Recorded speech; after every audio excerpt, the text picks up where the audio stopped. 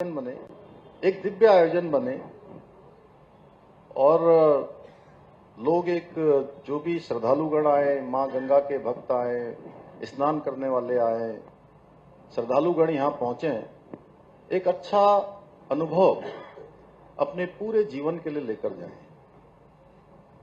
तो उस आयोजन को हम सभी ने मिलकर आगे बढ़ाना है। तो अन्य बातें चूंकि अभी विस्तार से होनी है एक एक करके, तो मैं 2027 कुंभ आयोजन की घोषणा करता हूं।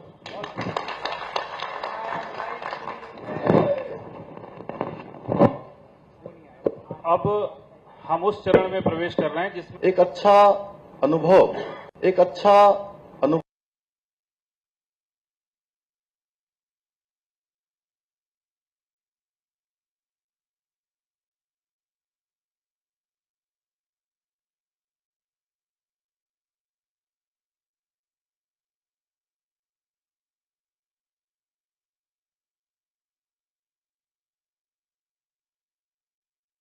बहुत बहुत धन्यवाद। बहुत बहुत धन्यवाद माननीय विधायक जी। अब मैं माननीय मुख्यमंत्री जी से अनुरोध करूंगा कि आप अपनी बात रखने का कष्ट करेंगे।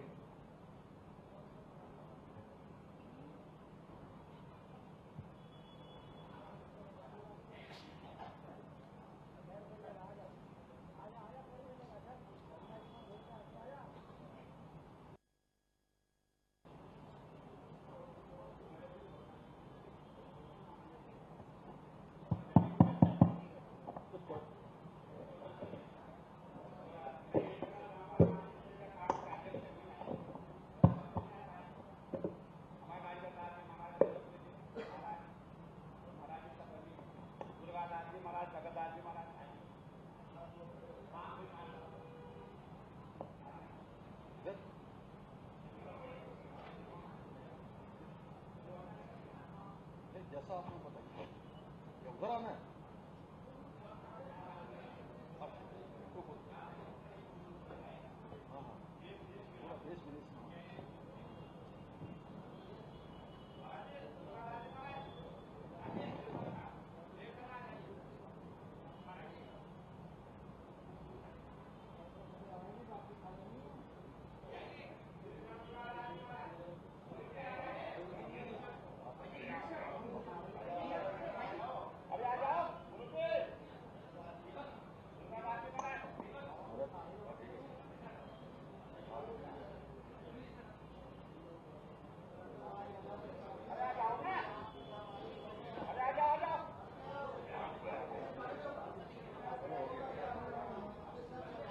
आ जाइए महाराज जी, आ जाइए, आ जाइए, आ जाइए।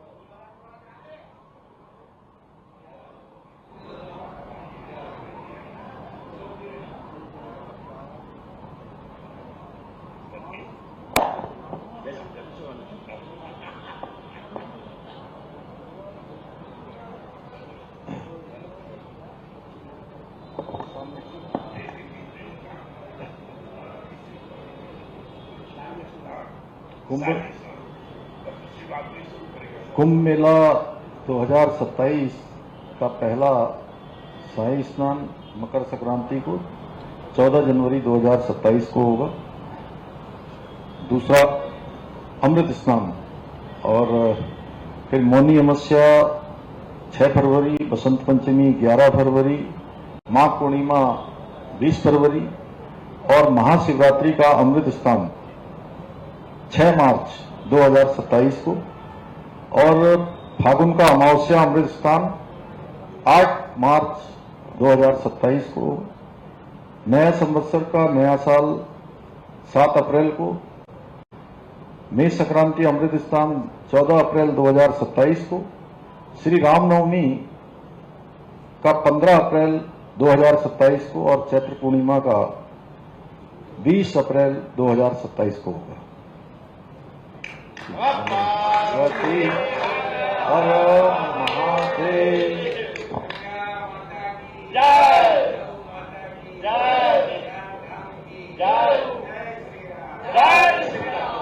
जी जी जी जी।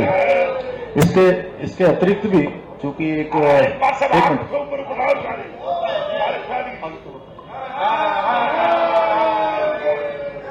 जी, इसके अतिरिक्त भी जो ये महत्वपूर्ण तिथियों का अभी यहाँ पर उल्लेख किया गया और उसमें भी उसके अतिरिक्त भी जो आप सबका जो भी मार्गदर्शन होगा, सुझाव आएंगे, उसके आधार पर आगे भी जो है हम लोग उसको बढ़ाते रहेंगे।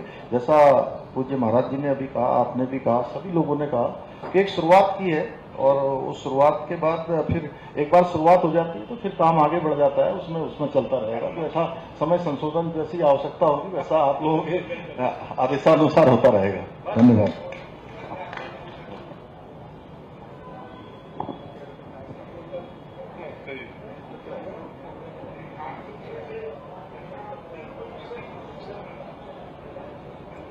गंगा पूजन का अच्छा है।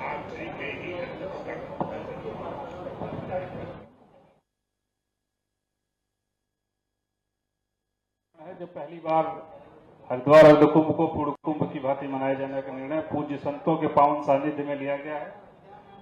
अब मैं माननीय मुख्यमंत्री जी से अनुरोध करूंगा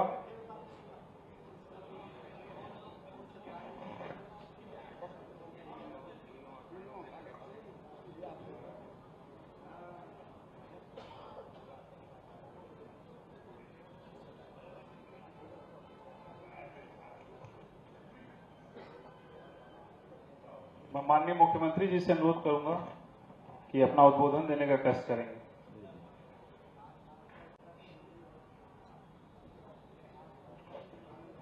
भारत माता की, गंगा मैया की, संत समाज की आगामी कुंभ मेला 2027 जिसकी आज प्रमुख तिथियों की यहाँ पर आप सबके मार्गदर्शन में, आशीर्वाद में घोषणा भी की गई है और सभी पूज्य संतगणों ने अपने महत्वपूर्ण विचार और सुझाव और जो चर्चा है वो यहाँ पर हमारे सामने रखी है। यहाँ पर हमारे पंचायती निरंजनी अखाड़ा से पूज्य महंत श्री रविंद्रपुर जी महाराज, श्री पंचायती आनंद अखाड़ा श्री महंत कौशलगिरी जी महाराज, पंच दशनाम चूना भैरव अखाड़ा श्री महंत हरिगिरी जी महाराज, श्री पंचअग्नि अखाड़ा डॉक्टर साधनानंद जी महाराज, श्री पंचायती महानिर्वाणी अखाड़ा पूज्य श्री रविंद्रपुरी जी महाराज, श्री पंचायती अटल अखाड़ा श्री महंत सत्यम गिरी जी महाराज, श्री पंच निर्वाणी अनि अखाड़ा महंत मुरलीदास जी महाराज, पंच दिगंबर अनि अखाड़ा श्री महंत वैष्णव दास जी महाराज, श्री पंच निर्मोही अनि अखाड़ा श्री महंत राजेंद्र दास जी महाराज, श्री पंचायती बड़ा उदासीन अखाड़ा श्री महंत दुर्गादास जी महाराज, श्री पंचायती नया उदासीन अखाड़ा श्री महंत भगत रामदास जी महाराज, श्री पंचायती निर्मल अखाड़ा श्री महंत जसविंदर जी महाराज एवं अन्य सभी यहाँ इस महत्वपूर्ण बैठक में पधारे सभी पूज्य संतगण और यहाँ मेरे साथ आज की इस बैठक में माननीय सांसद श्रीमती कल्पना सैनी जी, माननीय विधायक श्री मदन कौशिक जी, श्री आदेश चौहान जी, श्री प्रदीप बत्रा जी, महापौर नगर निगम श्री किरण जयसल जी, अनीता अग्रवाल जी, भारतीय जनता पार्टी के प्रदेश उपाध्यक्ष और पूर्व मंत्री स्वामी यतीश्वरानंद जी जिला अध्यक्ष भारतीय जनता पार्टी आशुतोष शर्मा जी, आयुक्त गढ़वाल मंडल श्री विनय शंकर पांडे जी, मेलाधिकारी कुंभ श्रीमती सोनिका जी, जिलाधिकारी श्री मयूर दीक्षित, हमारे आईजी गढ़वाल राजीव स्वरूप जी, एसएसपी श्री प्रवीण सिंह डोभाल जी एवं जिला पंचायत के अध्यक्ष श्री चौधरी जी हमारे, और सभी हमारे अधिकारीगण, नगर पालिका के अध्यक्ष श्री राजीव शर्मा जी और सभी आए हुए हमारे जनप्रतिनिधिगण, मीडिया के हमारे सभी मित्र, मैं सबसे पहले तो आप सभी पूजनीय संतजनों का उनके चरणों में साष्टांग दंडवत प्रणाम करता हूं कि आप सब ने यहाँ पर बहुत ही अपने महत्वपूर्ण विचार जो हमारे सामने यहाँ पर सबके सामने रखे हैं और जो मेले के लिए आगामी तैयारियां की जानी हैं, उन तैयारियों के बारे में हम सबका मार्गदर्शन भी किया है और आप सबके आशीर्वाद से ही ये और आपके मार्गदर्शन से ही ये हमारा मेला संपन्न होना है। और सच में जैसा आपने कहा, उत्तर प्रदेश में 2018-19 में जिस प्रकार से वहां पर एक भव्य कुंभ मेला आयोजित किया गया था, अब मेरा भी ये था कि इस बार मैं प्रयागराज में गया था और वहां मैंने 2 दिन तक प्रयागराज में मुझे भी प्रवास का, स्नान का, आप सभी संतगणों का सानिध्य का सौभाग्य प्राप्त हुआ था। तब मन में विचार आया था कि नाम हमारी पौराणिक जो मान्यताएं हैं, जो धार्मिक रीति रिवाज हैं, वो अपनी तरफ से चलेंगे, लेकिन ये मेला हमारा इतना अच्छा हो, भव्य और दिव्य हो। और ये इसलिए भी मेरे मन में विचार आया कि 2021 का जो हमारा आयोजन था, आयोजन की बहुत अच्छी तैयारियां थी, सभी व्यवस्थाएं थी, आप सब लोगों का भी बड़ा उसमें सभी का सहयोग था, सभी का आशीर्वाद था। लेकिन उस समय में कोरोना महामारी आ गई थी और उस महामारी के कारण बहुत सारे जो श्रद्धालु थे, देश भर से आना चाहते थे, उस समय में यहां नहीं पहुंच पाए थे। इस कारण से मन में विचार आया कि क्यों ना इस बार हम, चूंकि यहां पर एक भव्य और दिव्य आयोजन करें जो सभी के लिए एक यादगार बने और हम सब भी पुण्य के भागी बने। और कुंभ से जुड़े हुए सभी निर्णयों में जो संतगणों की हमारी परंपराएं हैं, आवश्यकताएं हैं, सुविधाएं हैं, उनको हमने सर्वोच्च प्राथमिकता देनी है, क्योंकि जो सनातन का संदेश है वो पूरे विश्व में मां गंगा के इस तट से जाए, ये हमारी प्राथमिकता, सर्वोच्च प्राथमिकता, प्राथमिकता नहीं सर्वोच्च प्राथमिकता है।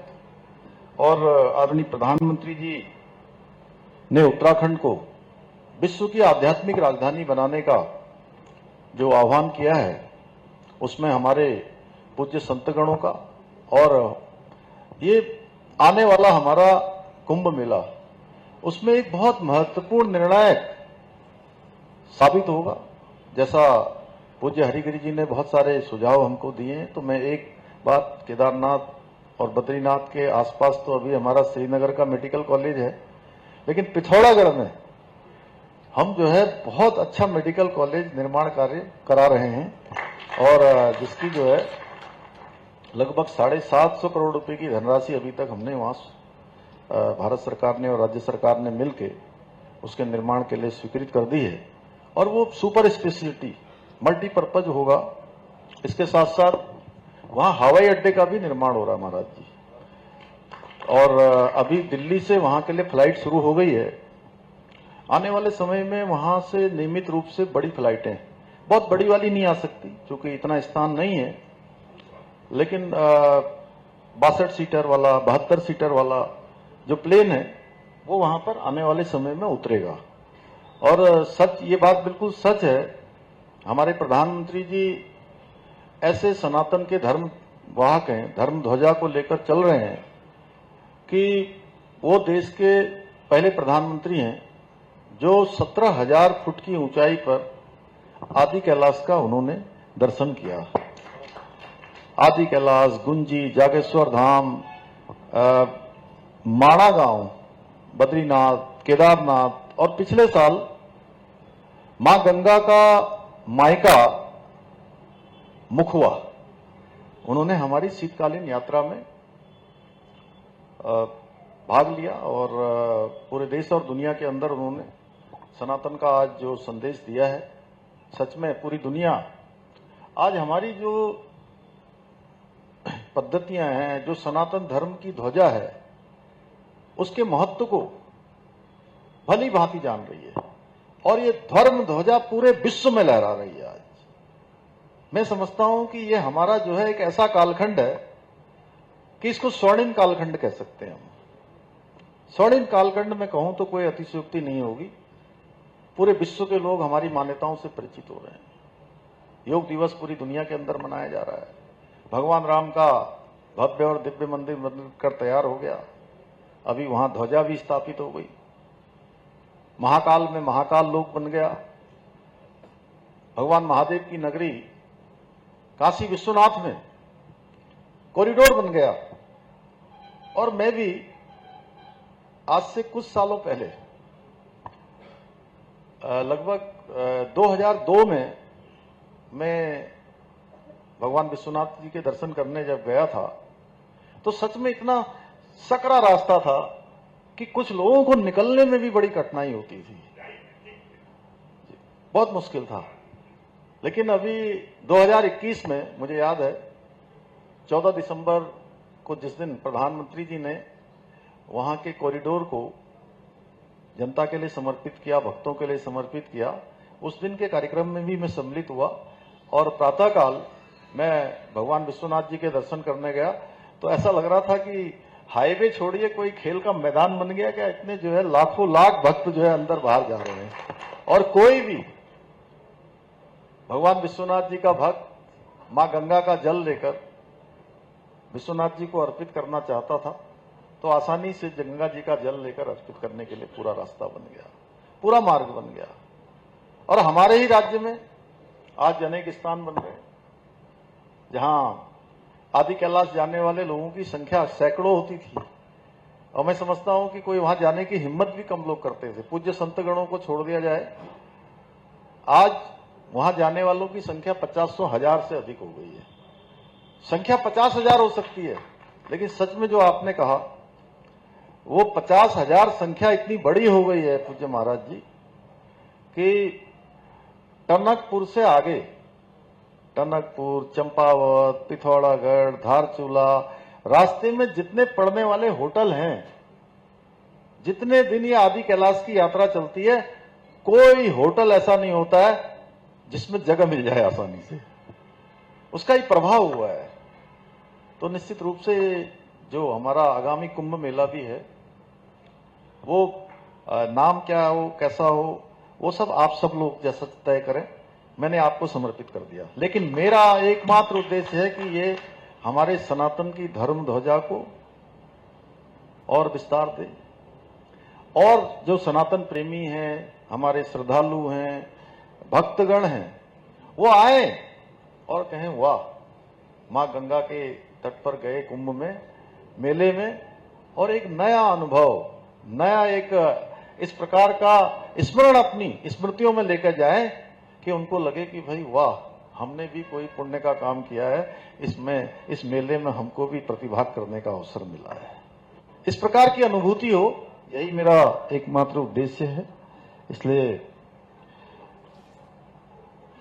और इस बार जैसा अभी मेलाधिकारी ने बहुत चीजें इसमें से प्रेजेंटेशन में आई हैं, कैसा कैसा यहाँ पर निर्माण हो रहा है, स्थापना सुविधाएं बननी है, उसकी तैयारियां हमको बहुत अच्छी करनी है। जो आप लोगों ने कहा है, हम लोग उस पर तो काम करेंगे ही करेंगे, लेकिन मुझे लगता है कि 2010 और 2021 में जो दो हमारे अभी इस सदी में जो इधर के 20 सालों में जो दो कुंभ हुए हैं, उन कुंभों से श्रद्धालुओं की जो आगमन है वो जैसा आप कह रहे थे 40 करोड़ भी आ सकते हैं, 45 करोड़ भी आ सकते हैं, तो एक संख्या का जो अनुमान है मुझे लगता है कि इस बार संख्या अधिक आएगी, श्रद्धालु ज्यादा आएंगे, क्योंकि आप सब लोगों ने प्रयागराज में भी लगातार आप लोगों का तो प्रवासी था, क्योंकि आप लोगों के बिना तो कुंभ आगे बढ़ ही नहीं सकता है। लेकिन उसके बावजूद भी मां गंगा का निर्मल, शीतल और स्वच्छ आचमन, जिसका बिना कुछ सोचना ही नहीं है करने के लिए, वो स्थान कहीं है तो ये हमारे यहीं देवभूमि उत्तराखंड के इसी देवों की भूमि में मां गंगा के इस स्थान पर ही है, हरि के द्वार में ही है। तो इसलिए व्यापक तैयारियां हमको उससे उस दृष्टि से भी करनी है। सुरक्षा प्रबंधन है, राज्य व केंद्र की सभी एजेंसियों के साथ समन्वय करके हम लोग काम करेंगे। सुरक्षा भी एक बहुत बड़ी दृष्टि से हमको उसका भी व्यापक इंतजाम करना होगा, और मैंने प्रधानमंत्री जी से भी इस पर मार्गदर्शन ले लिया। उनका भी, उन्होंने कहा कि नहीं, इसका आयोजन अच्छा होना चाहिए, आने वाले श्रद्धालुओं को किसी प्रकार की कोई परेशानी नहीं होनी चाहिए, यात्रा सरल हो, सुगम हो, एक अच्छा अनुभव लेकर जाएं और व्यापक तैयारियों के साथ हों। और सच में मैंने, जैसा शुरुआत में जब आप मेरे से इसकी घोषणा करवा रहे थे, तो मैंने तब भी कहा, मैं उस बात को फिर दोहरा रहा हूं कि इस आयोजन के असली जो आयोजक हैं वो आप हैं। इसकी शोभा ही कुंभ की हमारे पूज्य संतगणों से है, अखाड़ों से है। तो इसका आयोजन आप लोगों को करना है, और मैं सौभाग्यशाली मानता हूं अपने आप को कि कहीं पर भी जो है, मुझे ऐसा नहीं लगता है कि कोई भी काम हम करते हैं तो उसमें पूज्य संतगणों का आशीर्वाद मुझे संपूर्ण रूप से प्राप्त न होता हो। 100% नहीं मैं कहता हूं, 200% से भी अधिक मिलता है, दुगने से भी ज्यादा मिलता है। और जो भी आयोजन हमने किए हैं राज्य के अंदर, मैं अभी ये मनीष जब यहां से उद्घोष कर रहे थे, यहां से इसका संचालन, तो पहली बार वाली जो बात मैं कह रहा था, बहुत सारे आयोजन हुए और सभी आयोजनों में आप सबका आशीर्वाद हमको मिला। सच में सारे आयोजन आप सबके आशीर्वाद से, भगवान की कृपा से, मां गंगा के आशीर्वाद से, आप सबके आशीर्वाद से वो शानदार आयोजन हुए हैं। शानदार, उनका एक संदेश संपूर्ण देश में गया है, संपूर्ण विश्व में गया है, तो इसका भी जाएगा। और हमारी यहाँ की पुलिस प्रशासन, एनडीआरएफ, एसडीआरएफ, फायर सेवाएं सभी पूरी तरह से यहाँ पर सक्रिय रहेंगी। और जो हमारा लोगों को आने का प्रबंधन है, भीड़ प्रबंधन है, यातायात प्रबंधन है और इमरजेंसी सेवाएं हैं, उन सबके लिए तैयारियां अभी से की जा रही हैं। मैं ये भी आपको बताना चाहता हूं कि बैठक, थोड़ा सा ये जरूर है कि ये बैठक भी हमारी और पहले हो जानी चाहिए थी। थोड़ा विलंब हो गया, लेकिन कोई नहीं, काम चल रहा था। अब आज से ये काम डबल नहीं, कई गुना तेज गति से चलेगा, क्योंकि अब जो है, जो असली ऊर्जा है वो हमारे कामों में आप सबके तपत्व की जो ऊर्जा है, वो ऊर्जा जो है शामिल हो जाएगी। क्योंकि हमारे यहाँ पहले से हमारे धार्मिक जितने भी श्रीमद् देवी भागवत है, रामचरितमानस हैं या अन्य गीता हैं, वो सब क्या कहती हैं? वो कहती हैं कि संत और पुराने समय के राजा, अब तो राजा कोई नहीं होता, अब तो केवल सेवक होते हैं। तो उनके तन पर तो जो भी होता है वही होता है, लेकिन उनकी वाणी में इतना तपत्व होता है कि वो वाणी से एक बार चाह लें, एक बार उनके मुंह से न भी निकले, मन से ही चाह लें, तो सब कुछ हो जाता है। तो मुझे लगता है कि आप सबकी उपस्थिति से आज ये हमारे सामने ये हो गया कि आप सबने आशीर्वाद देकर इसको आगे बढ़ा दिया है, इसकी संपन्नता की ओर इसका मार्ग प्रशस्त कर दिया है। तो ये भव्य भी होगा, दिव्य भी होगा और सफलतम होगा। तो इसलिए अनेक तैयारियां उसके संबंध में की जा रही हैं। हमारे सभी अखाड़े हैं, साधु संत हैं, और उनके लिए जो व्यवस्थाएं करनी है, जो भी अवस्थापना स्ट्रक्चर बनाना है, वो सब हम लोग यहाँ पर बनाएंगे। जो भी आवश्यक सुविधाएं हैं उनकी व्यवस्था करेंगे। और सच में मैंने वहां पर प्रयागराज में एक चीज और देखा कि पत्तल जो है, जैसे भोजन की व्यवस्था जो पूज्य महाराज जी आप कह रहे थे, वहां पर लोगों ने थाली का जो है वो किया था, संग्रह किया था। और उसमें हमारे अनेक संगठन भी काम करते हैं। वहां पर राष्ट्रीय स्वयंसेवक संघ के लोगों ने हजारों लाखों थालियां वहां पर संग्रह की थी और उन थालियों से पत्तल कहीं दिखाई नहीं दे रहे थे। इतनी साफ सफाई की अच्छी व्यवस्था थी, बड़ा अच्छा मैनेजमेंट हुआ। उसका अन्य स्तरों पर भी होगा। आप लोग तो एक आह्वान कर देंगे तो अनेकों भक्त यहां पर आ जाएंगे, सब सेवा करेंगे और भोजन की कमी कहीं नहीं होगी और भोजन की व्यवस्था होगी। भोजनालय, स्वास्थ्य सुविधाएं हैं, पेयजल है, साफ सुथरी व्यवस्था, यह हमारे लिए बहुत प्रमुख एक वो होना चाहिए। और मैंने जिलाधिकारी जी को आज नहीं, आज से लगभग 15 दिन पहले इनको भी, हमारी कुंभाधिकारी को भी, कमिश्नर साहब को भी और हमारे आईजी को भी, एसएसपी को भी, जितने यहां पर प्रमुख अधिकारी हैं हमारे 5-6, हमने उनसे कहा है कि मिशन मोड में अब एक एक दिन हरिद्वार को पूरा कूड़ा विहीन कर देना है। कूड़ा विहीन, कहीं कोई वेस्ट न रहे, साफ सुथरा। और अभियान चल रहा होगा, मेरे ख्याल लगता है अभियान चल रहा है।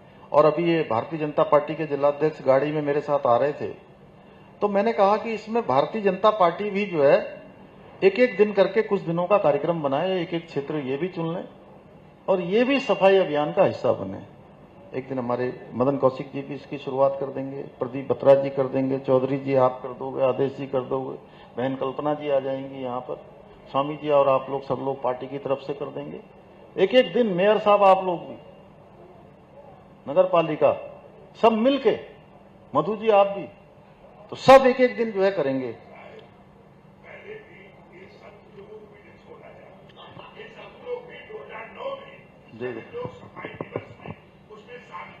नहीं पूज्य महाराज जी, मैं तो चाहता हूं कि जो है इसकी एक व्यवस्था ऐसी बन जाए कि हमारे सभी पूज्य अखाड़े वो भी कुछ अभियान में जो है अपना, जिस प्रकार से भी, चूंकि मैं उनको मैं कह नहीं सकता हूं, मैं केवल उनके सामने जो है अपनी बात रख सकता हूं। हाँ रखें, क्योंकि उनके भक्तगण वो सब और रखें। देखिए, एक दिन का कहीं कूड़े का नहीं रहेगा, तो ये अपने आप में हमारा एक अलग प्रकार का नवाचार होगा जो पूरी दुनिया के अंदर देखा जाएगा कि एक अलग प्रकार की हमने जो है यहाँ कुंभ के आयोजन की तैयारियां की हैं। इसके साथ साथ हमारे धार्मिक अनुष्ठान है, प्रवचन है, भजन है, संकीर्तन है, योग ध्यान शिविरों के सुचारू संचालन के लिए भी विशेष प्रबंध किए जाएंगे। ये सब पहले से ही व्यवस्थाएं चल रही हैं। और जैसा आप लोगों ने कहा, घाटों के विस्तार के लिए और निर्माण के लिए और सुधार के लिए कुछ यहाँ पर 45 करोड़ रुपए की धनराशि अभी प्रथम चरण में जब काम शुरू हुआ है तो उसके लिए स्वीकृति कर दी है। और भीड़ नियंत्रण व स्नान की ठीक प्रकार से व्यवस्था हो, वो सभी सुनिश्चित किया जा रहा है। और आवागमन को सुचारू बनाने के लिए भी 38 करोड़ रुपए से सड़कों का निर्माण है, चौड़ीकरण, मरम्मत कार्य हैं। बीएचएल क्षेत्र में यातायात दबाव करने के लिए भी लगभग 10 करोड़ रुपए का एक महत्वपूर्ण पुल भी वहां पर स्वीकृत किया गया है। शहर पर भार न पड़े, इसके लिए 15 किलोमीटर दूर कुछ पार्किंग स्थल भी बड़े बनाए जा रहे हैं। बिजली, पानी, शौचालय, सभी सुविधाएं वहां पर बनाई जा रही हैं। शुद्ध पेयजल के लिए लगभग 14 करोड़ रुपए के ट्यूबवेल हैं, ओवरहेड टैंक हैं, जो प्रथम चरण में अभी शुरू की है। चूंकि काम अब हमारा तेज होना है, बरसात के बाद सारी अवस्थापना सुविधाएं बननी है। जल आपूर्ति है, ओवरहेड टैंक है। और सुरक्षा को आधुनिक बनाने के लिए 20,000 सीसीटीवी कैमरे, ये भी एआई आधारित ये लगाए जाएंगे और CCR 2 भवन द्वारा इसकी रियल टाइम मॉनिटरिंग भी सुरक्षा की दृष्टि से सुनिश्चित की जाएगी। स्वच्छता को प्राथमिकता देनी है। आधुनिक शौचालय है, कचरा प्रबंधन है, मशीन आधारित सफाई है। हमारे जो चौराहे हैं जहां पर बोटल नेक है, छोटे संकरे रास्ते हैं, उसको कैसे